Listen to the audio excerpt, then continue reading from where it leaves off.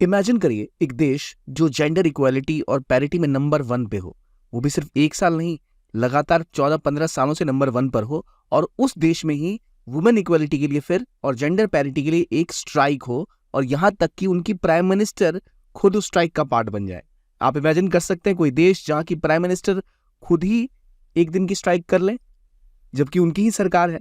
कुछ ऐसा ही हुआ है आइसलैंड में, जहां पर जेंडर इक्वालिटी के लिए वहां की प्राइम मिनिस्टर खुद एक दिन की स्ट्राइक पे चलेगी, और स्ट्राइक को उन्होंने ज्वाइन किया, जो लोग विरोध कर रहे थे उनको ज्वाइन किया और एक दिन के लिए काम बंद कर दिया। ये हुआ क्यों? क्योंकि उन्हें चाहिए इक्वल पे। बात हुई वुमेन्स इक्वल पे की और देश था आइसलैंड। आइए समझते हैं कहां पहले आइसलैंड है और क्या कहानी है। तो ये जगह जो आप देख रहे हैं, ये बात हो रही है आइसलैंड की। इंडिया से आप चलना स्टार्ट करो, बहुत दुनिया गोल है। अगर आप इंडिया से चलोगे तो बिल्कुल एक ग्रीनलैंड के पास, एक ग्रीनलैंड जैसे बड़े से आइलैंड के पास आपको एक छोटा सा आइलैंड और दिखेगा। ये आइलैंड जो आप देख रहे हैं ये है आइसलैंड, और ये कंट्री है असल में यूरोपियन कंट्री। इसकी लोकेशन देख के ऐसा लगेगा कि नहीं ये यूरोपियन कंट्री नहीं है, लेकिन असल में ये एक यूरोपियन कंट्री है। और यहीं पर ये अभी जो विरोध प्रदर्शन हुआ, ये हुआ है किस चीज को लेके? जेंडर इक्वालिटी को लेकर। कहा इन्होंने कि यहाँ के प्राइम मिनिस्टर ने कहा है कि 2030 तक ये जेंडर इक्वालिटी स्टैब्लिश कर लेंगी। जो उनकी प्राइम मिनिस्टर है कैथरीन जबरदस्ती, इन्होंने कहा है कि ये चाहती हैं कि जितनी वुमेन हो वो इक्वल हो, मैन के बराबर हो, और जो भी वुमेन को समस्याएं आती हैं वो नहीं आनी चाहिए। इन्होंने बात करी किस चीज़ की? कि हमें चाहिए equality and we want 100% full parity. अभी आइसलैंड जो है वो 91.2% पर है, लेकिन इनकी डिमांड है कि बिल्कुल 100% पैरिटी होनी चाहिए। और इमेजिन करिए एक छोटा सा देश आइसलैंड यहाँ पर है, और अमेरिका जैसे बड़े देश की भी जेंडर पैरिटी केवल 75% है। तो यहाँ की प्राइम मिनिस्टर जो खुद एक महिला है, उन्होंने कहा कि जो महिलाओं की डिमांड है वो जायज़ है और हम उसका पूरा समर्थन करते हैं, और खुद वो स्ट्राइक का पार्ट बन गई। आइसलैंड कहाँ लोकेटेड है ये आपने देखा? आप जरा देखिए ज्योग्राफी। ये आइसलैंड का देश है, छोटा सा देश है। आसपास बहुत से ग्लेशियर दिख रहे होंगे आपको, यहाँ ग्लेशियर भी हैं और बहुत सारे वॉल्केनो भी हैं। यानी एक ऐसा देश है जहाँ पर जिंदगी जीना थोड़ा मुश्किल है, और एक छोटा सा देश जहाँ पर ज्यादा लोगों की जनसंख्या भी नहीं है, और वो देश है नंबर 1। क्यों है भाई? क्योंकि यहाँ पर कुछ सालों पहले एक बहुत बड़ा स्टेप लिया यहाँ की महिलाओं ने, जिसकी वजह से आज जाकर इनको एक स्कोर मिला है 91.2% का जेंडर इक्वालिटी का। और ये इससे भी संतुष्ट नहीं, इनकी डिमांड और है, क्योंकि मिलना चाहिए पूरी की पूरी बराबरी का अधिकार महिलाओं को हर क्षेत्र में।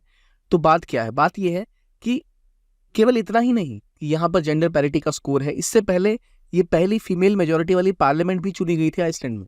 यानी इकलौती यूरोपियन कंट्री है जिसकी मेजोरिटी जो है पार्लियामेंट में वुमेन की है। और ये सब कैसे हुआ, कैसे हासिल किया उन्होंने ये सब? तो इसके पीछे हासिल करने के पीछे कारण है लॉज का भी, सोसाइटी का भी, और सबसे इंपॉर्टेंटली एक वहां पे बहुत बड़ी घटना हुई थी 1975 में, जब ये जो आपको स्ट्राइक न्यूज़पेपर में आप देख पा रहे हैं, वहां की महिलाओं ने एक बहुत बड़ी स्ट्राइक करी थी। उन्होंने कहा था हमें इक्वल पे चाहिए, इक्वल अधिकार चाहिए, हम मर्दों के अधीन नहीं रहेंगे। और वो दिन है, और आज का दिन है, लगातार 10 सालों तक, 15 सालों तक, जब वर्ल्ड इकोनॉमिक फोरम अगर रिपोर्ट्स बनाता है तो ना यूके, ना जर्मनी, ना फ्रांस, ना अमेरिका, बल्कि एक छोटा सा आइसलैंड जैसा देश इस जगह पहुंच जाता है। अगर आप देखें, ये दिखाता है कि जो मासेस की पावर है, अगर औरतें खुद से सामने आए, महिलाएं खुद से सामने आए, उन्होंने स्ट्राइक करी और इतिहास बदल दिया। 48 सालों में आइसलैंड की जो महिलाओं की स्थिति थी, जो भारत जैसी हालत थे ऑलमोस्ट, उनको भी इक्वालिटी नहीं मिलती थी, उनको पैसे कम मिलते थे, उनको अधिकार नहीं थे ज्यादा, लेकिन फिर आइसलैंड ने लॉ पास किया इक्वल पे वाला। सभी को इक्वल वर्क के लिए इक्वल पे दिया जाए, जितना काम करेंगे उतनी बराबरी के पैसे सबको दिए जाएं। और ये देश उस दिन से लेकर आज तक बहुत आगे आया, और नतीजा ये आपको दिख रहा है कि अगर आप वेस्टर्न यूरोप में देखें, दुनिया भर में देखें ग्लोबल रैंक में, तो नंबर 1 पे आइसलैंड है।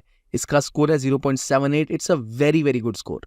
और ये सब क्यों हुआ? क्योंकि वहां पे सोशल बदलाव हुए, और इसी चीज को देखते हुए उनकी जो प्राइम मिनिस्टर है वो मान रही कि केवल पॉलिटिक्स से ही नहीं, हालांकि अभी भी जो उनके वहाँ लीगल प्रोविजंस है इक्वल पे का, लेकिन होता ये है, मान लीजिए नर्सिंग की बात हम कर लें या स्कूलिंग की बात कर लें, जहाँ महिलाएं ज्यादा काम करती हैं, उन्हें उतनी सैलरी नहीं मिलती जितनी मेल डोमिनेटेड एरियाज को मिलती है। यानी जो सेक्टर मेल डोमिनेटेड है वहां पर पैसे पेमेंट ज्यादा होती है compare to female dominated sector. ये डिमांड है कि इसमें इक्वालिटी पैरिटी होनी चाहिए।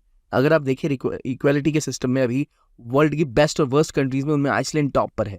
फिर भी ये इससे संतुष्ट नहीं है। इनका मानना है कि बिल्कुल हमें पैरिटी चाहिए, क्योंकि अभी भी समस्याएं देखी जा रही हैं कि आइसलैंड में बहुत से लोग माइग्रेट करते हैं, बहुत से लोग बाहर के आके काम करते हैं, उन महिलाओं को अभी तक इक्वल पेमेंट नहीं मिलती, वो अभी तक सफर करती है। इसी से लड़ाई है। आइसलैंड की और आइसलैंड की प्राइम मिनिस्टर की भी, और कंपेयर करिए आप एक देश से जो भारत है।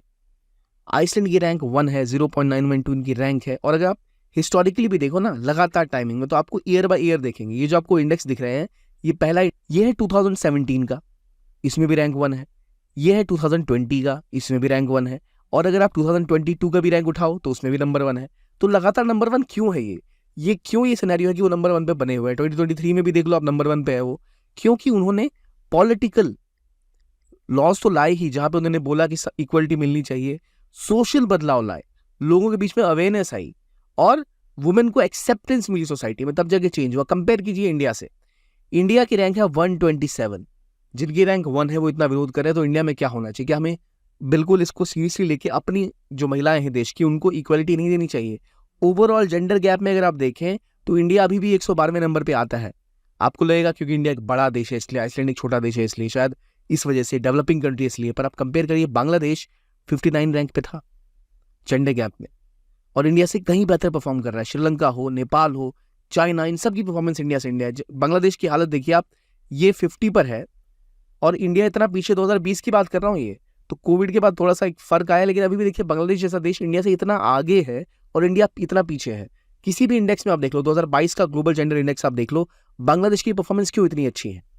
क्योंकि इकोनॉमिक पार्टिसिपेशन है, एजुकेशनल अटेनमेंट है, हेल्थ की आप बात कर लो, पॉलिटिकल एम्पावरमेंट की बात कर लो, इन सब में बांग्लादेश इंडिया से कहीं बेहतर स्थिति में है।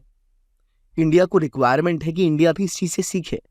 और आप कहेंगे शायद देश बहुत बड़ा है, ज्योग्राफी मुश्किल है, गाँव में काम करना, भारत में बहुत गर्मी होती है। आप आइसलैंड को देखिए, हमने देखा वहां पे क्या है, वहां पे बहुत सारे ग्लेशियर्स है, ये देखिए आग के दरिया। असल में एक ऐसा देश है आइसलैंड जहां बहुत सारे वॉल्केनोज भी होते हैं। अगर आप ना इनकी ज्योग्राफी देखो, ये जो आपको स्पॉट्स दिख रहे हैं, ये मेन वॉल्केनोज है, हेक्ला, काटला, इतने सारे वॉल्केनोज हैं, और कई सारी यहाँ पे समस्याएं रहती है जिंदगी जीने में, लेकिन फिर भी इन्होंने वुमेन्स को जो उनका अधिकार है वो दिया। और अब जाकर जो प्राइम मिनिस्टर का स्टेप है, ये एक लैंडमार्क स्टेप है। इसके बाद संदेश जाएगा समाज में कि औरतों को भी इक्वलिटी मिलनी चाहिए, और इसका जरूर नतीजा निकलेगा कि 1975 की वुमेन स्ट्राइक का नतीजा आज है कि आइसलैंड टॉप पर है। तो अभी अगर ना ग्लोबली आ जाए तो दुनिया में ना 3 में से 1 वुमेन जो होती है उनको सेक्सुअल या फिजिकल वायलेंस केवल अपने पार्टनर से झेलना पड़ता है। यानी मेन दिक्कत तो हमारी सोसाइटी में ही है, हमारे परिवारों में ही है। और अगर 3 में से 1 महिलाओं को ही अपने घरों में झेलना पड़ रहा है, तो कहाँ वर्क प्लेस पे इक्वालिटी मिलेगी, कहाँ सोशल इक्वालिटी मिलेगी? दुनिया को छोड़ो, आप इंडिया पे आओ, हमने देखा बांग्लादेश के मुकाबले इंडिया पीछे है, आइसलैंड तो बहुत आगे है। इंडिया के वुमेन का स्कोर कार्ड आप देखो, केवल लेजिस्लेटिव असेंबलीज में केवल 8.7% ही सीट्स वुमेन के पास है। 1 में से 3 जो महिला है, 3 में से 1 महिला है, उनको कहीं ना कहीं अपने पतियों से ही वायलेंस झेलना पड़ रहा है। 1000 बच्चों में 1000 लड़के अगर पैदा होते हैं तो केवल 898 वुमेन पैदा होती हैं, कि गर्ल चाइल्ड पैदा होती है। इसका मतलब क्या है? गर्ल्स को प्रेफरेंस नहीं दी जाती इंडिया में। और इसी चक्कर में इंडिया में देखो, जितनी भी औरतें हैं उनको इतना ज़्यादा क्राइम का सामना करना पड़ता है, उनको इतना ज़्यादा सफ़र करना पड़ता है। अगर हम आउटपुट देखें ना, एक होता है अनपेड केयर वर्क, घर का काम हो गया, या परिवार वालों के लिए कुछ काम करना है, बड़ों की सेवा करना है, कोई भी ऐसा काम है जिसके पैसे नहीं मिलते। मान लो घर की कोई चीज़ खराब हो गई, आपने उसको ठीक कर दिया, उसके पैसे तो नहीं मिले लेकिन वो एक इंपॉर्टेंट काम है। फिर कुछ केयर वर्क होता है, किसी की तबीयत खराब, आपने सहायता कर दी। कंपेयर करिए इंडिया में पुरुषों और महिलाओं में, तो महिलाओं की नंबर देखें ना, तो 350 मिनट्स पर डे वो काम करती हैं अनपेड केयर वर्क, जिसके पैसे नहीं मिलते, वो केवल कर रही है वो काम घर के लिए, परिवार के लिए, केयर के लिए। और पुरुष कितना टाइम देते हैं? 30 मिनट। इमेजिन करिए कितना ज़्यादा डिफरेंस है और कितनी रिक्वायरमेंट है कि इस गैप को हम भरें। इंडिया केवल सोशल लेवल पे, पॉलिटिकल लेवल पे, हमने देखा लेजिस्लेटिव में सीट्स नहीं है, ठीक है, घरों पे सम्मान नहीं है, हिंसा का शिकार वो अलग हो रही हैं। और आइसलैंड जैसा देश, वहाँ की प्राइम मिनिस्टर खड़े होकर सामने आ रही है, तो क्या हमें रिक्वायरमेंट नहीं है ऐसा स्टेप लेने की? अगर आप ग्लोबल जेंडर गैप की छोड़ें बात, और एजुकेशन में जाएं, हेल्थ में जाएं, पॉलिटिकल एम्पावरमेंट में जाएं, हर जगह इंडिया इज ए लैगार्ड। 2021 की रिपोर्ट है ये, जहाँ इंडिया 140 नंबर पे था 156 देशों में। तो ज़रूरत है कि हम आइसलैंड से सीखें और ऐसे स्टेप्स उठाएं ताकि वुमेन भी मेन स्ट्रीम में पार्टिसिपेट कर पाएं। आइसलैंड की जो पर कैपिटा इनकम है इंडिया से कहीं बेहतर है। अगर आप देखें 2014 के बाद या उससे पहले भी इंडिया में लगातार स्टेप्स उठाए गए हैं कि वुमेन को भी मेन स्ट्रीम का पार्ट बनाया जाए। वुमेन एम्पावरमेंट को हमने भी अब पहचाना है कि बहुत ज़रूरी है, हमें हर स्टेप पे उनको उनका स्थान देना। इसीलिए आपको दिख रहा है कि चाहे हम बात करें न्यूट्रिशन की, बात करें एजुकेशन की, हर एरिया में अब महिलाओं को भी इक्वालिटी पे फोकस किया जा रहा है। 2014 के बाद से भी और उससे पहले भी कई सारी स्कीम्स थी, उसको भी स्ट्रक्चर किया गया, चाहे बेटी बचाओ बेटी पढ़ाओ बात कर लें, प्राइवेट सेक्टर में मैटरनिटी लीव की बात हो, गवर्नमेंट सेक्टर में मैटरनिटी लीव की बात हो, जो हमारा पोषण अभियान है उसमें प्रेग्नेंट वुमेन्स को हमने स्पेसिफिकली फोकस किया है, सैनिटरी पैड्स की बात हो, हेल्थ की बात हो, उसके लिए उज्ज्वला योजना एक बहुत बड़ा कदम है जिससे उनको हेल्थ की दिक्कतें ना हो, गैस वाले जो चूल्हे पे काम करके आती हैं। तो इन सभी कारणों से इंडिया भी अब स्टेप्स उठा रहा है ताकि इंडिया भी इक्वल लेवल पे ले आए वुमेन को लेकर। लेकिन इंडिया को भी बहुत बड़ा सफर तय करना है। और आइसलैंड एक बहुत बड़ा एग्जाम्पल, एक छोटा सा देश लेकिन बहुत रेलेवेंट देश, जो हमें एक संदेश देता है कि हमें भी जरूरत है अपने देश में सुधार करने की और वुमेन्स को वो अधिकार देने की जिसकी वो हकदार है। ये था आज का वीडियो। देखने के लिए बहुत बहुत धन्यवाद। कीप ऑन वॉचिंग ज्ञान कोश and have a nice day.